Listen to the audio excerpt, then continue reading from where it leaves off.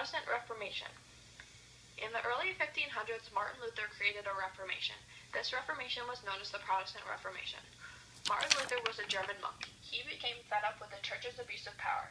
This inspired him to attempt to change the way that the church used its power. The church became increasingly involved in worldly power.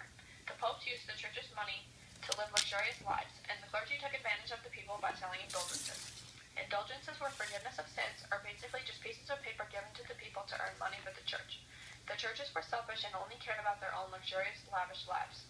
Inspired by the spirit of inquiry, Martin Luther began to question the church's authority, and he wanted the public to know how he felt.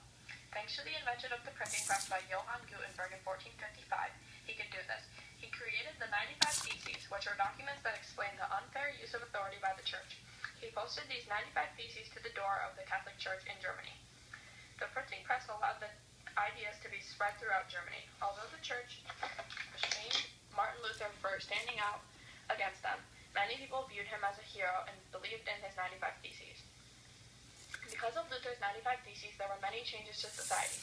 An example would be that there was no more settling of indulgences, because he believed that sins could only be forgiven by God, not by the church. In addition, he put an end to the confessions in churches, because he believed that society should confess to God rather than priests. The power of the Catholic Church declined and masses became more simplified. Also, Christian unity became scattered across Europe, and new religions began. An example would be Calvinists, who believed that God had a predetermined destiny for them, and that he had long ago determined who would gain salvation. By 1530, Lutherans became known as Protestants, or those who protested against the Pope's authority. In 1524, many peasants revolted and demanded an end to serfdom, which caused nobles to become angry and to revolt and kill peasants. In conclusion, the Protestant Reformation was a turning point in history that resulted in the church's losing power.